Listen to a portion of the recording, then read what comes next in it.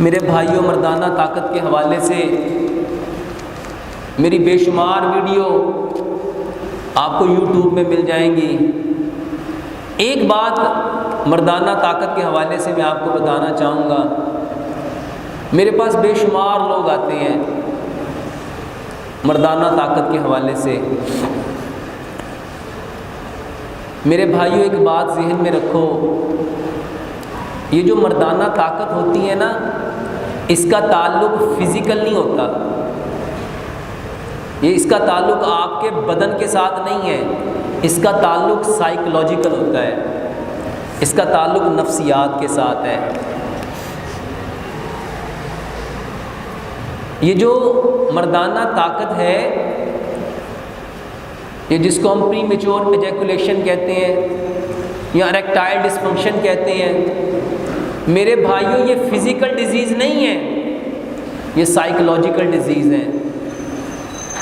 یہ وہ بیماریاں ہیں جو ذہنی طور پہ جب ہم ڈسٹرب ہوتے ہیں اس وقت ہوتی ہیں، اور ہم ساری زندگی مردانہ طاقت کے لیے کشتے کھاتے رہتے ہیں کہ یہ کشتہ کھائیں گے، یہ طاقت کی چیز کھائیں گے، یہ کھائیں گے، یہ کھائیں گے۔ مردانہ طاقت کا سب سے بہترین علاج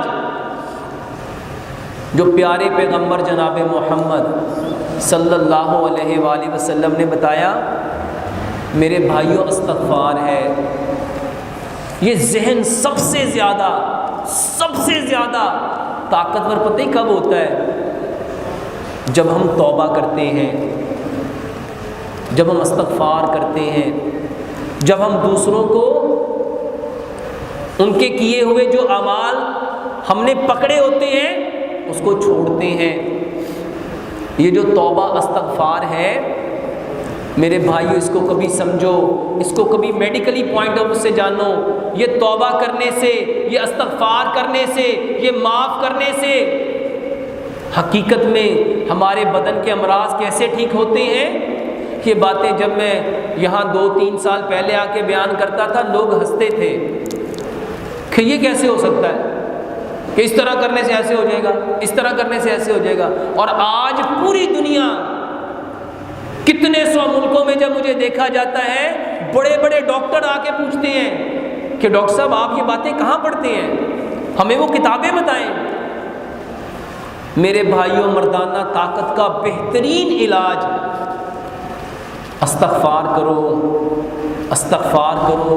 جو استغفار کرتا ہے نا، اس کو سمجھو پیارے پیغمبر جناب محمد صلی اللہ علیہ وآلہ وسلم نے فرمایا، جو استغفار کرتا ہے اللہ اس کی زندگی میں برکت دے دیتا ہے۔ جب اس کی زندگی میں برکت آئے گی تو کیا اس کی طاقتوں میں برکت نہیں آئے گی؟ اس کی صحت میں برکت نہیں آئے گی؟ اس کی نسل میں برکت نہیں آئے گی؟ اور کبھی اس کو ریلیٹ کرو اس بیماری کے ساتھ۔ استغفار کرنے سے کیا ہوتا ہے؟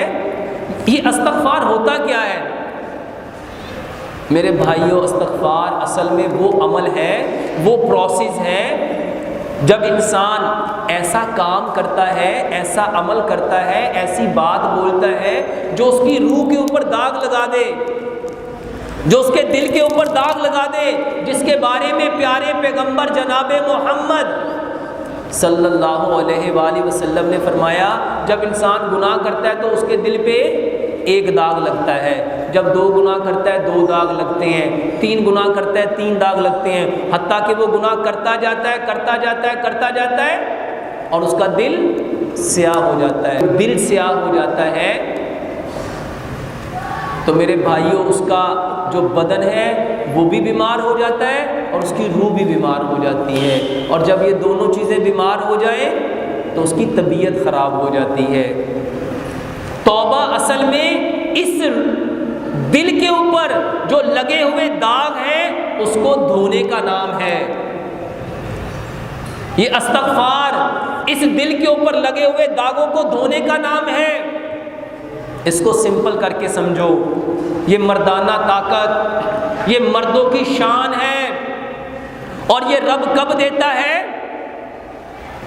اس کو سمپل سمجھو، جب روح عالم ارواح سے آتی ہے تو نیٹ اینڈ کلین ہوتی ہے، اور جب بدن میں آتی ہے اور وہ دیکھتی ہیں کہ اس بندے نے ایسے کام کر دیے جس کی وجہ سے میرے اوپر داغ لگ گئے، اب ان داغوں کی وجہ سے میں واپس علیین کی طرف نہیں جاؤں گی، مجھے سجین میں جانا پڑے گا،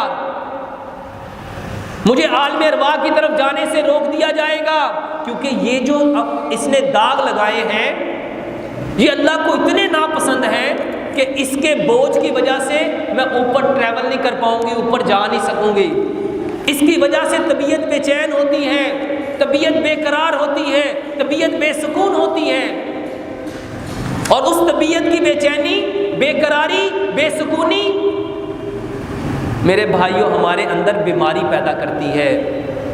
اب وہ روح اس داغ کی وجہ سے پریشان ہے، اور وہ کیوں پریشان ہے؟ کیونکہ یہ داغ اس کو واپس اس کی اصل منزل کی طرف جانے سے رکاوٹ بنتے ہیں۔ میرے بھائیوں ان داغوں کو دھونے کا نام، ان داغوں کے غسل کا نام توبہ ہے، استغفار ہے۔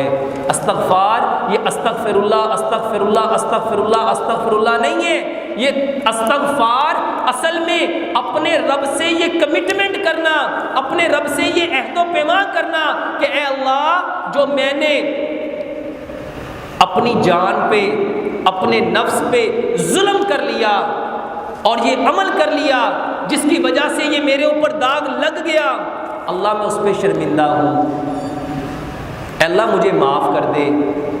اور جب بندہ توبہ کرتا ہے وہ داغ اللہ صاف کر دیتا ہے، بلکہ ایک روایت میں تو آتا ہے وہ اللہ داغ صاف نہیں کرتا، ان سارے گناہوں کو نیکیوں میں بدل دیتا ہے، اور وہ گناہ نہیں ہوتے، وہی اس کی سب سے بڑی طاقت بن جاتے ہیں۔ اب ایک بندے نے 10 گناہ کیے تو جب وہ توبہ کرے گا تو اس کے اندر کتنے % طاقت آئے گی؟ اور ایک بندے نے 100 گناہ کیے اس کے اندر کتنی طاقت آئے گی؟ اور ایک نے 1000 کیے۔ میرے بھائیوں اس کو سمجھو، اصل میں اسلام وہ بہترین طریقہ ہے جس میں اللہ سبحانہ و تعالیٰ نے اس کائنات کے ہر مسئلے کا حل رکھا ہے۔ تو مردانہ طاقت کے لیے ہمیں سب سے زیادہ جس چیز کو فالو کرنا چاہیے، سمجھنا چاہیے، میرے بھائیوں انسان صرف ایک وجہ سے بیمار ہوتا ہے، اور وہ وجہ ہے اللہ سے دور ہو جانا۔ علاج کیا ہے؟ واپس اپنے رب کے قریب ہو جانا۔